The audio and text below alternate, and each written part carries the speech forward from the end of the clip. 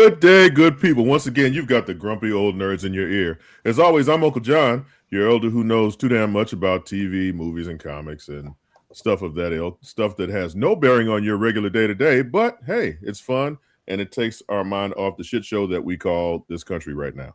And as always, I have my friends with me. Right next to me is Cousin Amayu. Hi, Cousin Amayu. Hi, happy Thursday. You're so fucking optimistic. Next to her is Uncle Percy. Hi, Uncle Percy. Hi, everybody. Under him is Uncle Tony. Hi, Uncle Tony. How you guys doing today? All right. And next and last but not least is Uncle Rod. What's good, sir? What's good? What's good? What's good? We are being produced today by super producer Ja. Thank you, Ja, for joining us. And we have a very special guest in the building. We have Jay, the artist from Death Seed Comics. How you doing tonight, sir? Good. I'm doing great. How about you guys? I mean, you know, we're about as good as old men and women can get. Old men and women. I said what I said, damn it. How about that? How about mature? Yeah, I'm old and immature. You can be mature if you like. So, Jay, we pride ourselves in making sure that we get the word out on Black independent artists and their comics. And we wanted to just bring you on, and so you could give us your elevator pitch about what you do, how you do it, how you got started, so on and so forth. And I saw you on TikTok with Death Seed Comics, and I was intrigued because you know that name is pretty specific. So let's go into so Death Seed is the name of the company and the comic. So Death Seed is the name of my comic book series. I work with a small indie publisher called Radical Comics. Okay. I started with them last year, and their logo's on the books, but the story is Death Seed. That was made by me, illustrated and written by me. Okay. Okay. So you're an artist and writer. Yes, sir. Cuts down on the overhead. I understand, brother. So tell us about Death Seed. What is it about? So Death Seed is a dark fantasy comic book that's inspired by the likes of Claymore, Berserk, and an older series from the 80s, Vampire Hunter D, Game of Thrones.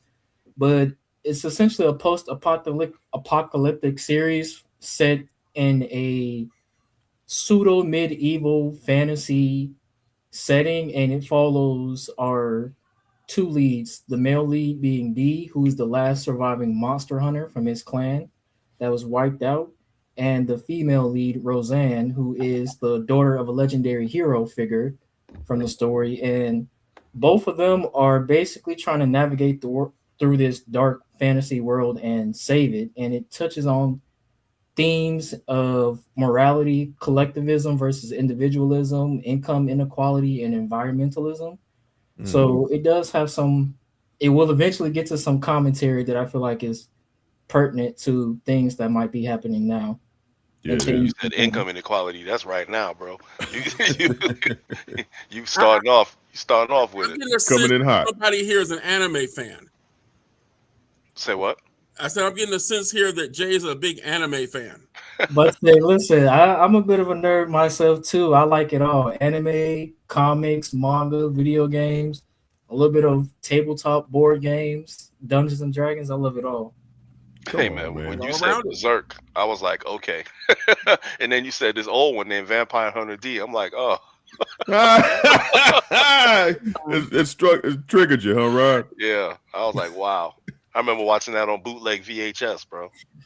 Oh shit! Back in the day. Bootleg VHS. Yeah. I'm even scared to ask Jay if he knows what that is. So okay. Yeah, I'm the country. You know, you got the CD man that come around with all the type of stuff. He magically has everything in the back of his truck. That's right. That's right. So how many issues in are we with Death Seed, sir? So currently I am on the first issue out right now on Global Comics. There is the prologue in issue 1, but issue 1 contains the prologue. Mm-hmm. Currently working on issue 2 right now. That'll be coming out around May. And by the end of this year, I'll have the first volume done. So hoping to have more out. Nice, nice. And is this like, do you have a specific, do you know where the story is going to end? Like we're taking off now.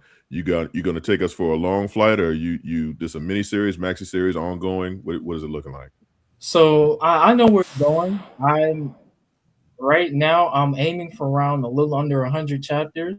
So that's the goal. But Too This big. is a saga. yeah. I do like 100 stories, but chapters. as an optimistic kid, you know, Mhm. we want 1,000 chapters, but you have to be realistic. So you got to come back down. So I'm like, okay, 100, it's all right. Damn, you said 1,000. Okay, I ain't mad at you, brother. Okay, so that's a lot of ground you're covering. So, if for our readers out there, and there aren't that many, for our readers out there, what would you liken your book to? In the upcoming book, Just your series, period. Like what is it? Lovers of what would dig your book? so people who like I said, Berserk, Claymore, Vampire D, Game of Thrones, Fire Emblem. I'm a really big Fire Emblem fan, so that was a big inspiration. And anybody who just likes fantasy, dark fantasy, people who are enthralled with like different cultures, because there's a little bit of inspiration from like Native American culture, African culture in there. So there's a little bit of sprinkles of that in there too. So Nice. Important question. Are there any zombies? not zombies. There aren't zombies. Okay, I just had to make sure. I'm a zombie lover, so you know. Yeah, we gonna get her off that whole zombie. She like a crack fiend with them damn zombies, man. Never. So basically, we're talking about a fantasy story where people take a lot of damage. Oh yeah, it's bloody. It's bloody. But think if you watch Invincible or read the Invincible comics, it gets like that. It gets pretty bloody. Okay. And what time period does it take place? Is it like current, future, or past? So it kind of I'll have to explain this and give a little bit of a lore drop about the story. So originally, it takes place technically in the equivalent to like year 3000. So imagine if in year 2000, humanity basically essentially kind of like terraformed the planet, and then the Earth created essentially the monsters as like white blood cells to kind of cleanse humanity, and that pretty much blasted them back to the medieval period. Nice. Okay. Interesting. We could use that right now, to be very honest. No, we don't. Let's wait a few hundred years before we do that. Huh? Okay. Yeah, let's not wait the way too we're long. going. Let's enjoy. So what are you reading right now? So I'm reading. I have Berserk. I have the deluxe editions sitting on my shelf. You can't see it right now because it's like across the room. Right. But I'm also reading like Absolute Batman. Kingdom recently just got serialized for an English release. That's a manga. I'm also reading Absolute Wonder Woman. I picked up the new Century Run, the #1 that just came out recently. I'm reading that. I have Tony's other books on his way to go get it. Firepower, this is one of my favorite books by Robert Kirkman. Really enjoy that. And I gotta plug some of my peoples from Radical. This is one of my friend Ronnie creates. This is his story, Wolf Shinobi. Read a lot of his stuff. So Jay, real quick, I just want to know: are you formally trained as an artist, or are you self-taught? So I do have a degree in fine arts from Kennesaw State. So I did go to art school, but I've been drawing ever since I go to pencil. Okay. So once you got to Kennesaw, then the assignments were easy for you. Yeah, let's say they're easy, but it's cool. They'll kill your passion a little bit. Really? Damn. Yeah. Commercial art? Here we go. Oh, here's Tony. So when you say they'll kill your passion, what do you mean? What happened? So I mean, obviously, if you like art, you kind of want to make what you want, but then they give you a lot of assignments and guidelines and parameters, and they'll give you some crazy deadlines. So you'll be up at like 1 a.m. drinking coffee so you can finish an assignment that's due at 8 a.m. in the morning. So it feels more like a chore than like a passion. I got you. School, but I'm out now, so I get to do what I want to now. Yeah, absolutely. And this is your passion project, so you can be up at 1 o'clock in the morning drinking coffee and you don't mind. Oh yeah, of course. There you go. I think 1 a.m. drinking coffee is everybody's college experience, no matter what degree you got. Right. At some point, you're gonna be up in the morning drinking coffee, trying to get something done for somebody. So now, hey. I'm sorry. Yeah, go ahead. Okay. Where can we purchase this, Jay? So as of right now, you can purchase physical copies from 2 places, one being TikTok Shop. I usually have it linked into the videos on my TikTok page. You can also buy in the link in my Instagram bio. I have a print on demand link through there. So both of those 2 are ways that my book can be purchased. So does the publisher have a website that we could get it from there? So it's currently not on the publisher's website. We are currently reconstructing our website to more align with what we're doing visually. Now we're in our little cocoon. Eventually we'll become a butterfly and molt later on this year and, redo everything. Yeah, doing a rebrand. You gotta Yeah, do that sometimes. Okay. So how long did it take from the initial, okay, I want to create my own comic?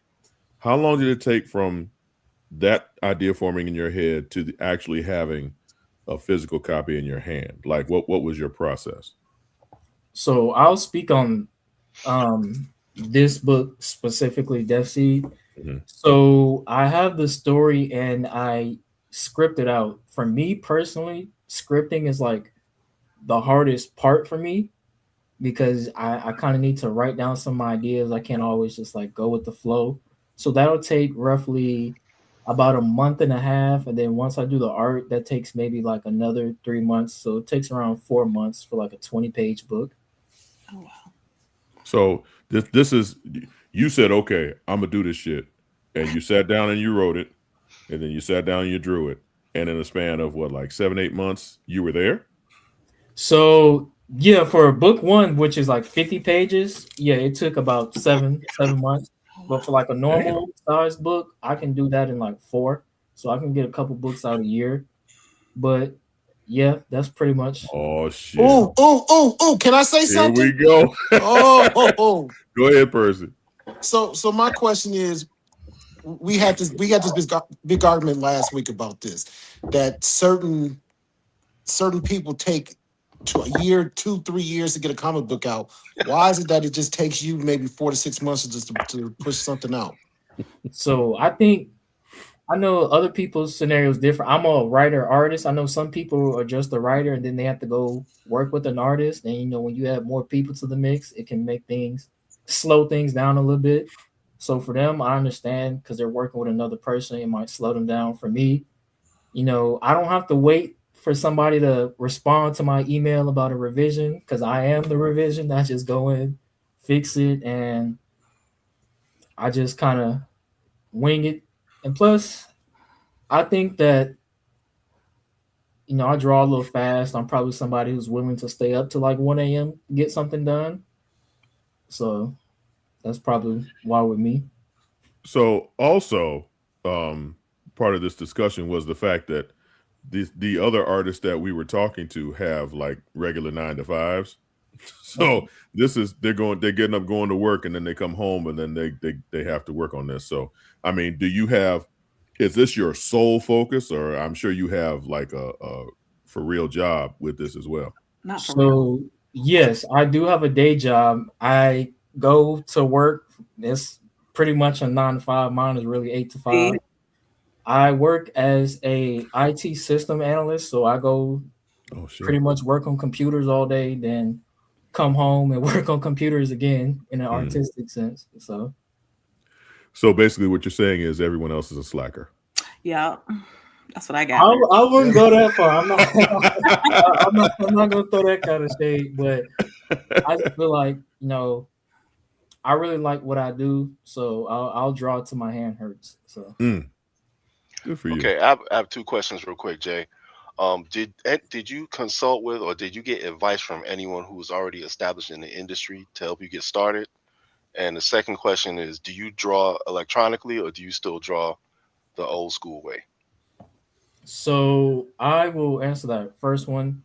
when I was in school, some of my professors were professional comic book artists, and they would give us like advice. And some of them were like actually working professionals while they were teaching. So if they had a job and they were kind of like swamped up, they would hand off jobs to students. So I've actually had the opportunity to work on like some professional stuff, and from like anywhere from like Line Webtoon to like Marvel Snap, the mobile game. I've had Right. like, my hands and stuff like that. So you have some variants that you did? No, I didn't do covers, just like general art. I Okay. do have friends that do covers, but me, I'm probably a little too in my own world to go do it Okay. at this stage. Hmm. But So did you do any variant cards for Snap? I worked on a Black Panther card. One of my professors had got charged and tasked with it, and he would hand his students off to like color it, and he kind of like pick which students coloring he likes the most, and they would submit Right. it to Marvel. Wow. Okay. Oh. And y'all got credit for That's that, a right? dope online. That's a dope mobile game, by the way. You guys need to pick that up. Marvel Snap. Go say it again, Amayu. No, I said, did y'all get credit for that? Oh yeah, because like if you go look at my CV's not online at the moment, but at the time, if you looked at my CV, you would have saw it on there, and I did have a little bit of credit for that. And what was the second part of your question again? Do you draw electronically or do you still draw old school when you do your pages? Nowadays I do digital because it's a bit faster for me, but growing up it was just strictly on paper. Right. Okay. Nice. Okay. So you're a hard worker and everyone else sucks. Got it. Man, So- I wish you was here for the conversation last week, Jay. It was, Man, it People got were heated. mad. In the link. people We- were we- mad. We had another independent artist, and it was a whole back and forth about. Well, we weren't talking to the artist at that conversation, but it was back and forth about, because a lot of these independents, they'll come out with one book every year, 2 years or so, year and a half, and if you coming out with 2 issues in a year, shit, I that's another selling point for you because I don't have to worry about, I finished this book, now I'm waiting another 12 to 24 months. So no, that's solid. I appreciate that. So any other questions for our friend Jay here? And I guess that means no. So Jay, we appreciate you coming on, man. This was a pleasure. Once again, as I told you in our correspondence, you are more than welcome to hang out with us. We're going to talk about some Star Trek stuff and Firefly, and we're going to talk about the Atlanta Sci-Fi and Fantasy Expo, which I would love for you to attend next year. Isn't that right, Uncle Tony? Oh, definitely. Yes. When you say expo, is that a convention that's going to be in Atlanta? It So was actually this past weekend in Atlanta. let's go ahead and segue right into that. This past weekend was the Atlanta Sci-Fi and Fantasy Expo at, what's the name of that mall? North Lake Mall. Thank you. At in North Lake Atlanta, Mall. Georgia. It is a free event held every year, organized by your friend and ours, Uncle Tony. And I had the pleasure of going Saturday and Sunday. Saturday, I did some interviews with some of the vendors, which my daughter is editing. And because she's slow and like her daddy and procrastinates, that still hasn't come out. And on Sunday, I actually had the opportunity to play a game on a panel with some very distinguished voice actors, in which case I got to make some connections. But We heard. it was okay. Yeah, we heard. Okay. Don't be jealous. No, Don't be jealous. I just heard somebody was selling us out. I said, what? Selling what do you mean selling you out? I'm talking about, forget about Grumpy Old Nerves. I'm about to be a voiceover actor. Can't leave us, John. Look here, man. I was not the star of that show. Let me tell you. Bob, what's his last name? I Carter. cannot. Bob Carter. He stole the show, man. He was out there and he was making people laugh and giggle, and it was a really good time. What's the name of that card game we did, Tony? Trust me, I'm a doctor. Trust me, I'm a doctor. And Uh-oh. right. It was I can't even begin to explain it, but it was a stone cold blast, and we had a lively crowd, and we had a good time. So thank you. This again, wasn't Uncle After Tony. Dark, was it? You said what now?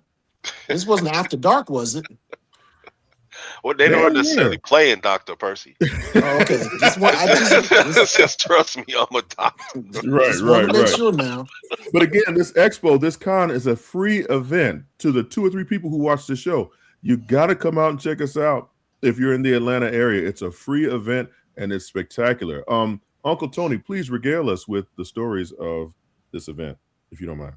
Well, like I said, for those that didn't make it, like I said, it's a free event that I host along with the people that I'm able to like talking and helping out. We've been doing it since 2015. I started it over at North DeKalb Mall, and then I had to like shut it down because of the pandemic and also moving my store. But then I brought it back by popular demand over here at North Lake Mall. And this past year, we had like over 50 vendors and guests. Yes. Yeah, We had people like, Dave Wood, the guy that created Brother Man, who was also, an art director and an animation director. He actually works on Iyanu, which is on HBO Max. And he's also worked on a lot of projects back in the day for the Cartoon Network. Mm-hmm. And you were actually on a panel with Lauren Brown, who was another Emmy winner that we had. She won an Emmy for working on the Archer animated series. She's also worked for EA Sports when she was over in Texas. And now she's actually art director for Wizards of the Coast, which does the Dungeons and Dragons game and also Magic the Gathering. And you were also on a panel with, oh my goodness, I just went brain dead. I thought Frylock, Carrie Means. Yes. From Teenage Hunger Force. Percy, he went to school with Ronnie. Really? Yeah. Okay. I'm sorry, that's a private thing between me and Uncle Percy. She was like, "Who's?" And then, like I said, you already mentioned Bob Carter was on the panel with you, and he's done hundreds and hundreds of anime and animation voices of a lot of different characters. Yes. From video games to One Piece to you basically name it. Mm-hmm. He's done a voice on it. Yeah, and he said something about starting classes or something as well for voiceover artists. Well, he's actually right now building a sound studio here at Challenges Games and Comics. Nice. And he's actually going to be doing voiceover classes. And so, if somebody wants to learn how to do voiceover, this is a man to learn from, and he's also got connections. Uncle John. Oh yes, John. That's why I made that connection for you. So, Uncle Tony, you're the greatest. Have I said that already? Just remember to send my 5% to me. That 2% will come your way. So, Jay, if you are in the Atlanta area, what's the date for next year, Tony? We're gonna be moving it back a weekend. Okay. Instead of the middle of March, we're gonna go one more weekend. It's gonna be March 20th and 21st, 2027. Uh-oh, come on, brother. Pull out that pen and pencil. Say it one more time, Tony. March 20th and 21st, 2027. Okay. And you go to the website now and see like some of the other vendors that were there and set up. Okay, cool. So yes, and again, it's free and it's family friendly to a point. And we had a good time. So please come check us out. And besides just vendors, like I said, we had performers, we had belly dancers, we had a Lolita fashion show. Didn't you have a cosplay game and did you have a cosplay something or other too? What was that? Didn't you have a cosplay? Well, there's a whole bunch of cosplay people, yeah. Oh, so pardon me. How dare I interrupt you? Please continue. But like I said, it's basically, we did basically almost everything that you can get at a bigger con, but we're letting you into it for free. Nice. And that if you want more, I'll have to charge. If that ain't a selling point, I don't know what is. It's free. Free as in free. Free as in you ain't spending nothing unless you buy something free. Cole Hey, Davis John, do you have like the setup video of our vendors? Can you show that? Is you set for that? while Super John's producer. getting ready for that, Cole Douglas asked, "Who was that voiceover person again? What was the name of that person?" Oh, Bob Bob. Carter Yeah. Bob Carter. and Cole Carrie Douglas, Means. and Carrie Means. Means. Didn't Lauren say she wanted to get into voiceover too at some point? I didn't talk to her about that, but she's ultra talented. I wouldn't be surprised. Like She I is said, you know, talented. when you can work for EA Sports and, you know, win an Emmy for Archer and be, you know, an art director for Wizards of the Coast, you've got to have some talent. What of the Coast? Wizards of the Wizards. Coast. Wizards of the Coast. Gotcha. Right. Yeah, Those who she's don't in. know, that's the company that produces Dungeons and Dragons and Magic the Gathering. Mhm. Yeah, Which are she's two got. extremely valuable licenses. Okay, so she's got quite a bit of on her Facebook page. She's got quite a lot of fantasy art, wood gnomes and shit. So yeah, that's very, very fantasy artistic. So let's do this. Ja, let's go ahead and go have a break real quick, and if you could bring up Tony's stuff while we're on the break, because Tony, you sent him some footage of the setup, right? Well, I sent it over to Roy because I thought Roy was producing. And then Roy said he was sending it over to Ja. Oh. So we'll find out when we come back. And So, let's go. So Go ahead, can I go say ahead. one more thing? Please do. Lakita. How's that? I don't know what that means, man. What are you talking about? Lakita. Oh, Banana? okay. Now that you said it twice, I fully understand. Okay. See, there you go. But Commercial. the Thank fashion show we had was Lolita. Commercial. Right. So let's go ahead and throw to a commercial real quick. Ja, again, thank you for hanging out with us. Thank you for coming on. And we're looking for Death Seed Comics. And if you want to stay and hang out, you can. I understand that, you know, this is a bit much. But if you want to talk about some Star Trek and some Firefly and some Spider-Man, more than welcome to hang out. And Ja, let's go ahead and take a break, and we will be right back. This is the Dean of the College of HBCU Sports, Kenyatta Cavill of Dr. Cavill's Inside the HBCU Sports Lab with Mike Washington and Charles Bishop. Come mix it up in the lab where the course lecture is in session every Tuesday from 6 o'clock p.m. Central Standard Time on Facebook Live, YouTube Spreaker, or the BCSN app, as we discuss all things about the HBCU sports culture, including exploring the week that was in the sporting HBCU diaspora, as well as the upcoming week of HBCU sports.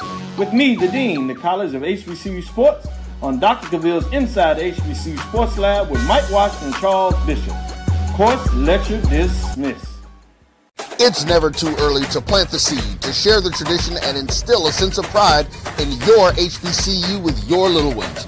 HBCU Pride and Joy Children's Boutique helps you share your school spirit with a wide selection of adorable kids apparel and accessories officially licensed from your favorite HBCU.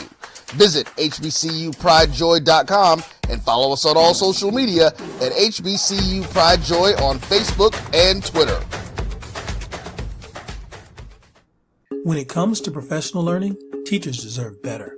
From the leader in online learning, Stride brings you the Stride Professional Development Center, an on-demand library of mobile-friendly courses that gives teachers choice and flexibility, allowing them to learn anytime and anywhere.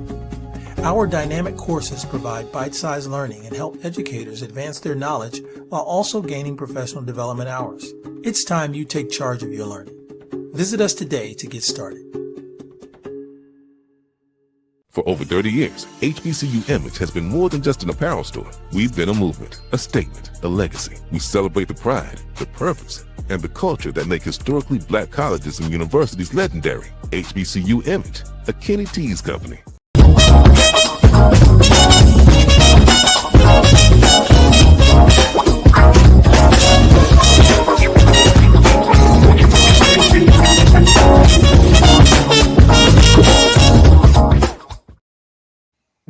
Welcome back. We're the Grumpy Old Nerds again. Forgive me, I was munching on a brownie during the break. So Oh, okay. I'm Uncle John. That's cousin May. Y'all so nasty. No, I was just wondering if it was a weed brownie. Sorry. Y'all just your minds are in the gutter. I'm Uncle John. That's cousin Amelia, and Uncle Percy, Uncle Tony, and Uncle Rod. What's good? We just had Jay the artist on talking about Death Seat Comics, and please, if you have the opportunity, go check him out. So Jay, if we have the footage from the setup from the Atlanta Sci-Fi and Fantasy Expo, Ooh. there are people playing games. Nice. Okay. Hey, more people playing games. How lovely. Hey, That looks there like are that might have been vendors. Warhammer. Okay. There are vendors and people walking by. Tony, feel free to narrate these while they're showing. Okay, well, this is a HeroClix tournament going on, and you can see and stuff. This is our big gallery area, and we also had our panel rooms and stuff back in the back against the walls. So we have board gaming, miniature gaming, and video gaming going on. Cosplayers.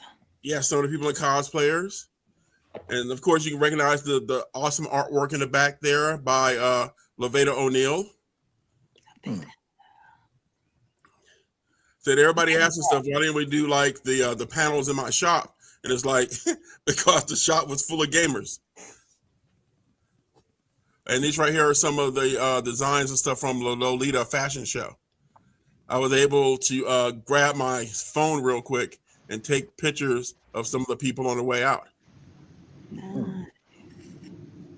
Yeah, Nice. it's really a cool event, and I would even I'm going to say it, that maybe the Grumpy Old Nerds should make an effort to try and support Uncle Tony and come down, and we could broadcast a show from the Atlanta Sci-Fi Expo. I know we're all on the four corners of the earth, but I'll definitely make sure I'm able to come as long as I don't have any, doctor's appointments or nothing crazy like that. I will make sure I'll be there. yeah, okay. Doctor's appointment. My knee should be fine by then. Let's hope so, because shit, that's Yeah, a for year real. from now. Yeah. Okay. So tentatively, the Grumpy Old Nerds will be at Atlanta Sci-Fi and Fantasy Expo next year. So we are talking about Star Trek Starfleet Academy. The first season is done. It's a wrap. It's in the books. I defer to the Trekkers, not going to say Trekkies, Trekkers of the panel for their opinions. I have my opinions, but I am interested to see how you felt about this first season. Uncle Percy, let's let it rip from the start. Go ahead. Man. So the first season, it was a good start. I really didn't like the last episode. And the only reason why I really didn't like the last episode, because just like any other new TV show, if it was coming from Marvel or anything, they just say, okay, you got this new villain. He comes, he's coming back. The last episode is going to be about him. You find out the truth about him, and then now, spoiler alert, he at the end he gets captured, and then that's the end of it. He goes to jail. Old boy finds his mom, and she goes away, and he's staying with Starfleet and all that good stuff. But it was like, I wish it was a little bit more a cliffhanger than what it was. So it was just too damn happy for you, huh? Yeah, it was just too happy for me. Wow. Like, yeah, I'm serious. I would rather have a cliffhanger as they break for summer break, and then come back in the fall and be like, okay, what's going on? I was hoping like maybe the Borg would show up, something be a cliffhanger. Just something lingering in the background, like this damn wig behind me. Something lingering in the background that you're not quite sure what it is, but you see it coming. Right. So Percy, let me ask you this: Did your opinion of the character Sam change at all? No, not at all. In fact, it made Sam even better. Oh, so you like Sam? I thought you didn't like Sam. No, I didn't say that. I never said that. Okay. I said they didn't utilize Sam as much, but after she went away and the doctor did their 12 years and she still had the memories from the first 3 months of school. Yeah. And then they added on the 12 years and she came back as a totally different character, which basically Fucking was cynical. Yeah. she came back more human. So Okay. she was More- actually even better. More of the brooding teenager type, Yeah, as opposed to being fucking happy. right. Now you like that. She came Yeah. back and she was mad. So She came back, yeah, because she was like, "Y'all don't talk to me, da da da da da, blah blah blah blah blah." And then and of course they kissed and made up, but she had to go through her feeling. And then of course her father was all messed up, and she was concerned about him, so she was becoming more human. Mm-hmm. So I was like, okay, cool. So All the so, other characters are the same, you know. so the doctor as her father, how did you feel about that? It was, I mean, it was good. I didn't have a problem with it. Actually, I almost cried in that episode. What? What? Yeah. Uh-oh. Oh I almost shit. cried. It was Oh, it was a good shit. it was actually a good episode. I don't know if Tony agreed, but to me it was a good episode. Okay, well come on, Tony. What Well, you one of think? the things I liked about Sam and, the new version of Sam is that she didn't have a problem telling the other cadets about themselves. Right, exactly. She didn't have, I'm like, oh, there's the sister. Okay, there it is. No, she didn't have any problem telling them exactly what she thought of them and what their issues were. Mm. Okay. Rod, I keep thinking you're a Star Trek fan, but you're more of a Star Wars guy, right? Correct. Okay, yeah. So But Rod I've been said, watching "Fuck the all show. this." No, I've been watching the show. I just haven't gotten to the end yet. So, Oh know, shit! yeah, it's fine. What's a It's happy fine. ending, apparently. It's fine.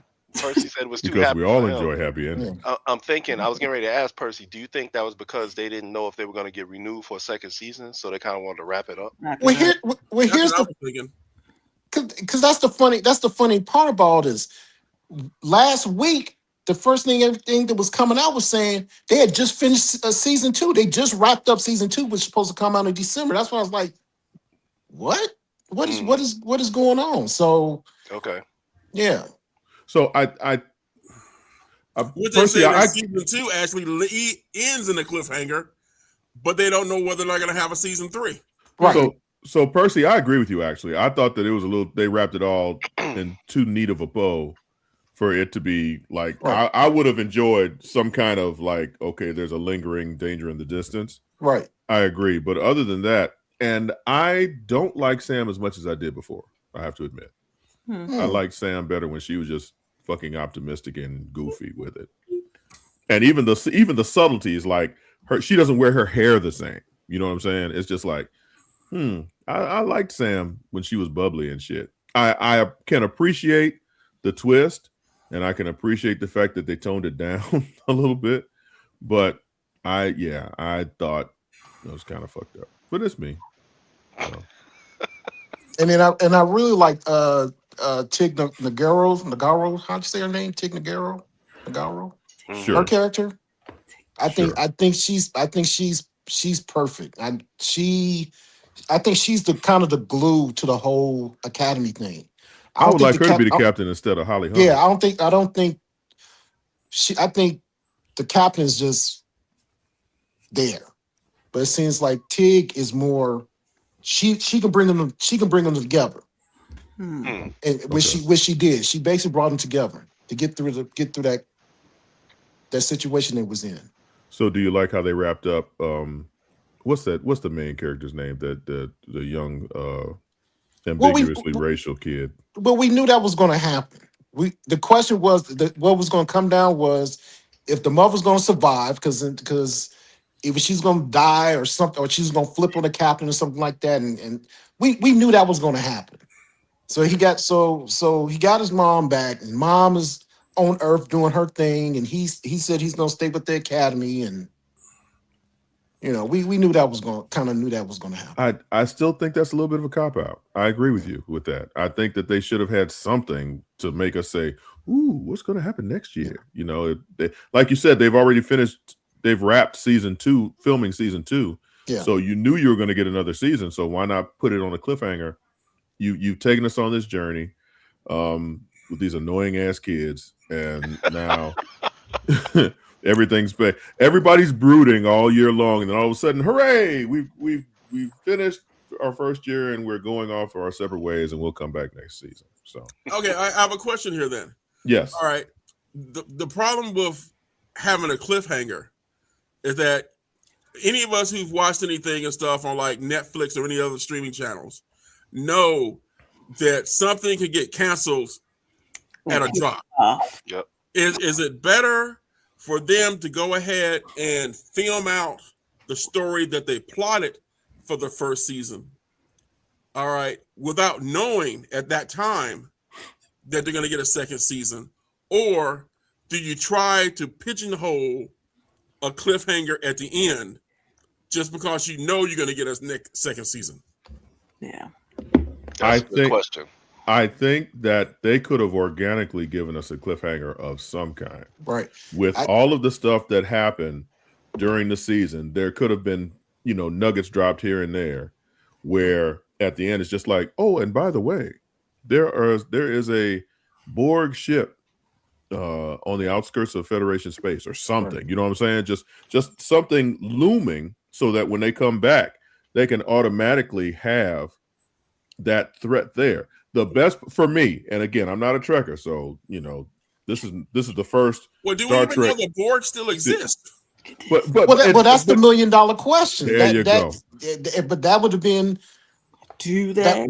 That would kind of been very interesting if the Borg is still around. Right, complete BS. I will never forgive them for what they did to the Klingon and the people that made same could save her, but the old white man could. They are not the same. Oh my! Okay. Somebody's irritated. T, I think you're grumpy too, right? Yeah. But it's just that look, Star Trek is the flagship for the Paramount Network, and you know that they were going to come back, and all the press that this has been generating, and I just think that organically you could have had something where your entire season has been built on brooding and narcissism, to be very honest. So for it to be so fucking happy in the last episode, it just felt kind of like a cheat. In my opinion. Maybe I'm wrong. You're entitled to think that. Because what happened to the War Academy? We it's like from episode 7 on, they kind of disappeared. True. Especially after old boy died, it was like, and then old girl transferred over from the War Academy. Like something could have happened. Like, the War Academy is not what it is. They're doing special projects. Something could have had us like, okay. Or the fact that the War Academy was stuck inside the trap that Paul Giamatti set, and the Starfleet Academy saved everybody. Well, what the fuck is the War Academy for? Right. We didn't have enough episodes to deal with whatever mental issues they're having, because we know that whole thing messed up the Starfleet students. Right. And we had those issues where they had to get their minds together, and they still ain't right. They call TV tropes for a reason. There you go. Anybody in the chat watching this show other than T856? We saw their opinion. Right. Which was a very strong opinion. Right. And also, so to my point, and then I'll leave this alone. The best part of Starfleet Academy was Paul Giamatti. Again, my opinion. Yeah. I mean, you gotta have a good. You have to have a good villain. You have to have a good villain, and he appeared at the very beginning, and he appeared. Did he appear? He appeared. He had an episode in the middle, right? Right. He set her up. That was the whole con. Yeah. That's my whole con episode. You're right. That's all she had to say. Not have been the end. I'd have been like, oh. Okay. Right. So if you're setting up him in the second season, if you're setting up that strong villain to kick off season 2, then it's all aces for me. So, but again, that's just my particular. Well, I mean, ultimately, the question is, will you all be tuning in for the second season? Oh, of course. Yeah. I don't know yet. I'll be honest. I don't know. Well, like I said, I've said it before. I'm a Star Trek fan. And to me, just about every first season of every Star Trek series is the weakest season. The only show that has shown me otherwise was Strange New Worlds. Right. To me, Star Trek Strange New Worlds was good from the get-go. Mm. Everything else, you name it, it started off slow. Mm. So if this is what we're getting from Academy the first season, I'm hoping that it's just going to keep getting better. Yeah. The only Star Trek series that's ever disappointed me with that was Enterprise. And we had to wait for the final season for it to get good. Right. Damn. Sorry to hear that. Yeah.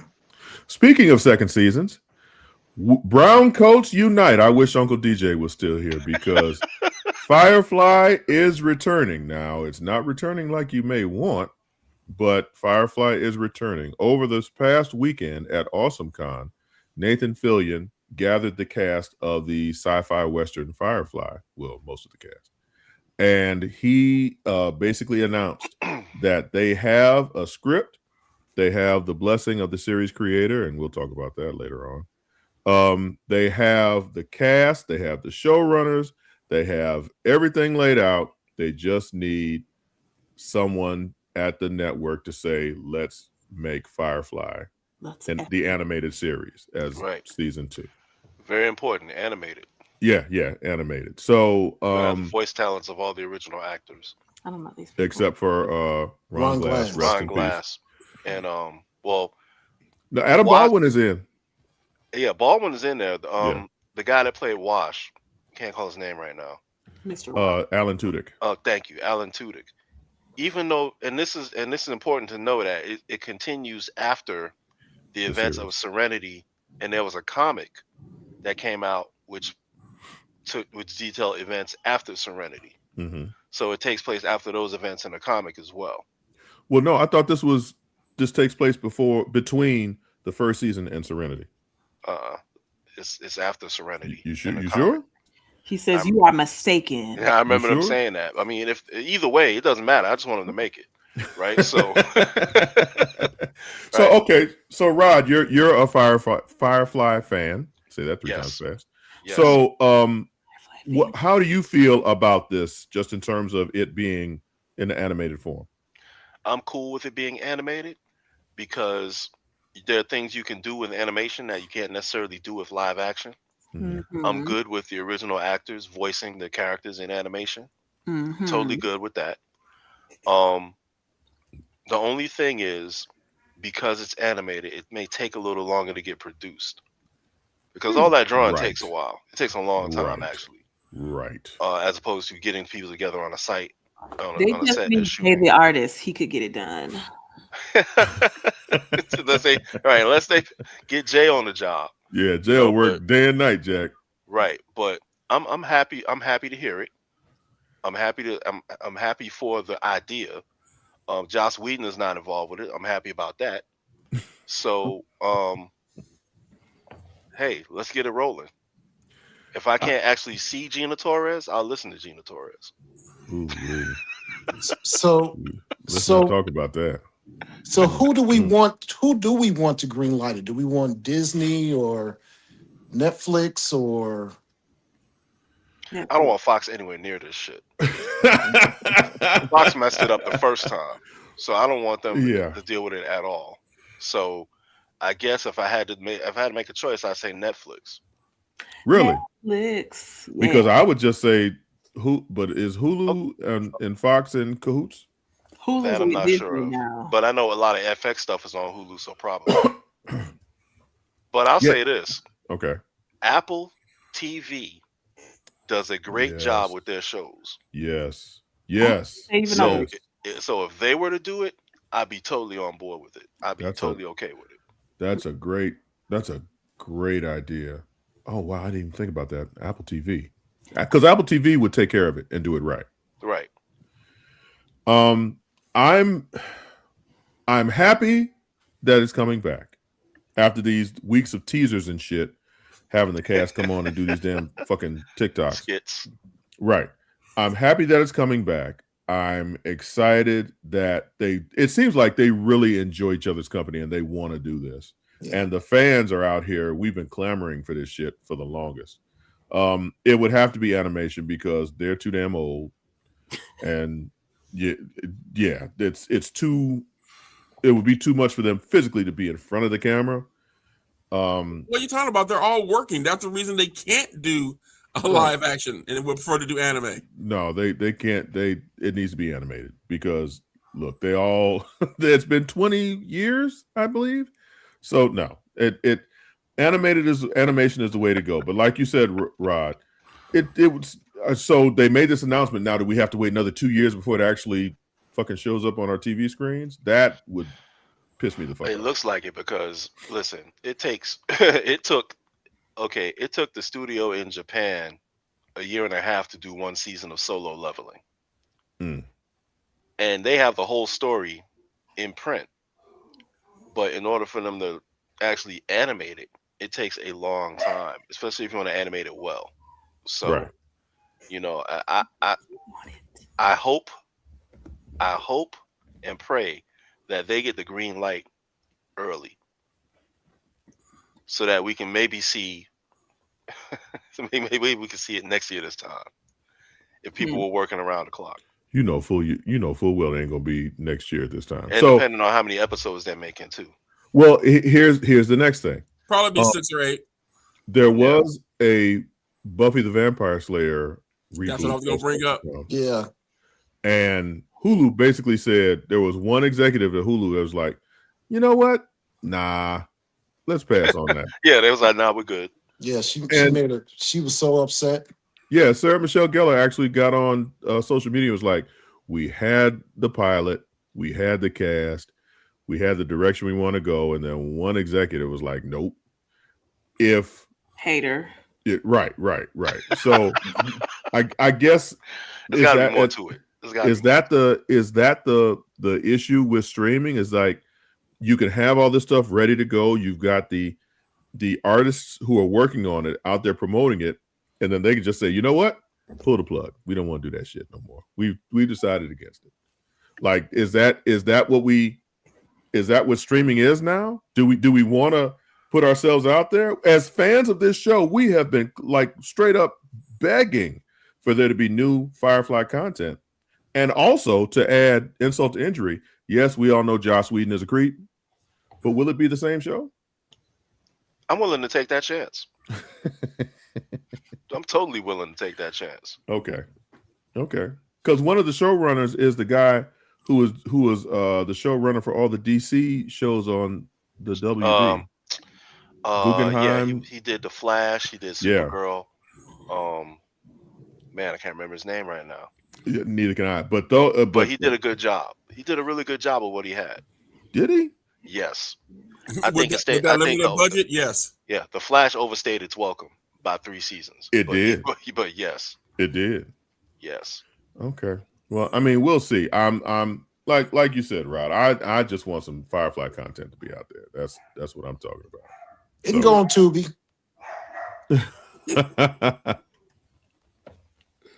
Okay, I'm gonna mute my mic for a moment because my dog is being an asshole. Shut up. It worked. Well, now you're muted. So Now unmute. You're muted. Unmute yourself. Okay, John. yeah, thank you. Yeah.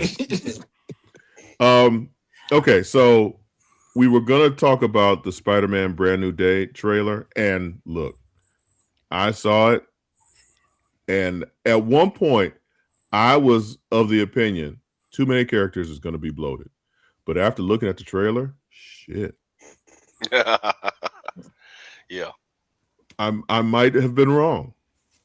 Now Marvel I know Amayu wants to see it on the big screen. Marvel does a really good job though of making you seem like you're going to get something and then you don't. So like they're the masters of bait and switch with their trailers. Right. So instead of showing us the trailer, and with as little spoilers as possible, I'm assuming the rest of us have seen the trailer. I have. Yes. Okay. I am really fucking excited about this. I'm excited about it too, by the way. I did see some stills and okay, Zendaya, I see your man out here looking scrumptious. But the guy who's directing it is the guy who directed what did he direct? That was really good. Tom Holland's abs. He directed Wonder Man, which I thought was good too. He did. So I'm thinking that he'll bring a fresh perspective as opposed to just, I never thought I'd be saying this out loud, but I'm kind of, we've gotten a whole lot of different angles of Spider-Man swinging through the city. We get it. He's swinging through the city. But I think he's bringing a fresh perspective. There's one scene in particular. I was just like, oh, shit. I think you all know what I'm talking about. Yeah, that one. Yeah. Shut up, Amelia. There's a couple of things, though. Right. And also the pictures of the frames that are taken directly from comic book covers. Right. I thought that was pretty solid, too. That's like, hey, we're gonna do this for people who love the comics. Yes. Like this for y'all. Yeah. Here you go. Definitely. Now we'll get y'all in the theater. They're gonna show up anyway. Right, it's gonna show up anyway, but now maybe they'll bring When does somebody. it come out again? July. Okay, summertime movie, family. My thing is like, man, they're doing Peter so bad in this. Yeah. But But that's And the they do point. Peter bad in every comic, though, Tony. That's the point. Yeah, But but I they had hope- done that to him in the movies. Listen, No. Peter did the best. Think how crazy this is, Tony. Yes. Peter's life was the best when Otto Octavius was driving his body. Right. Superior Spider-Man. Yes, he was. Finished his school, Yeah, started his company, made him multi-billion a dollar billionaire. corporation. Yep. My one contention with the Tom Holland iteration of this is that he always was pretty cool. Everything was great. And that's not Spider-Man to me. That's not Peter Parker. Peter Parker suffers. The Right. reason that we enjoy Peter Parker is that he goes through a whole bunch of shit in his life. So you How like much more Mama suffering? Peter, How huh? much more suffering Yeah. you want him to go through, John? A Nobody lot, knows damn who it. he is. Aunt May's More dead. depths. I want all the damn drama. His mentor is dead. Yes. He doesn't have access to the tech anymore. Nobody remembers who he is. Yeah. Right. Exactly. And he's his turning woman is into with another man. and he's turning into Man Spider. And guess Yes. what? People still want to kill him. Yeah, right. Exactly. So as I look at the clock I was going to say the wall, but my phone is right there. As I look at the clock, I see that it is 9:28 and we will soon be off the air. So what's wrong, Amayu? We're not gonna talk about one battle after another. No, fuck that movie. Hell no. Damn. No. No. I'm still mad. I'm still mad for the Oscar. Also- Come on now. They doggone well. They shouldn't have won that. I was Should've went underwhelmed to with that Sinners. film. I was underwhelmed with that film. That film was Somebody take me. So how many awards did Sinners win? Like 3? 4. Right? 4? Okay. 4. Best supporting actor? No. Best actor? Yes. Yes. Cinematography? Yes. Costumes? No. No. Oh, they didn't? Nope. No. Who won costumes? Frankenstein. Yeah. I didn't see that. Okay. All right. That's respectable. So what were the other two? Best original screenplay. Okay, that's cool. And sound, something like that. Sound? Music. Oh, Okay. the soundtrack. Sure, The guitar yeah. player. The The song. Okay. Somebody All right. take me. That's respectable. So those Okay. people can get paid now because they can build themselves as Oscar winners. And So- Michael Absolutely. B. Jordan has Good his for them. Oscar now. He can find his wife named Amayu. Well, maybe he'll. Well, apparently you need to go to In-N-Out Burger because that's where he went after. That's the where he Oscars. went right after the show. Had there been an In-N-Out Burger here and he was there, I would have been there. Okay. Yeah, you'd have to stand in line. No. and And not when just they for a made this burger. down, he ain't got time for no foolishness with like no women. Excuse me. I'm not He's all bringing about that foolishness. career. I'm bringing peace and serenity. Steve Harvey's daughter probably turned him out. All right, cousin May, you got anything for us on the way out the door? Yes. Oh, here's some reality Michael B. shit. Jordan, if you're watching this, hey boo. That's all. Bye.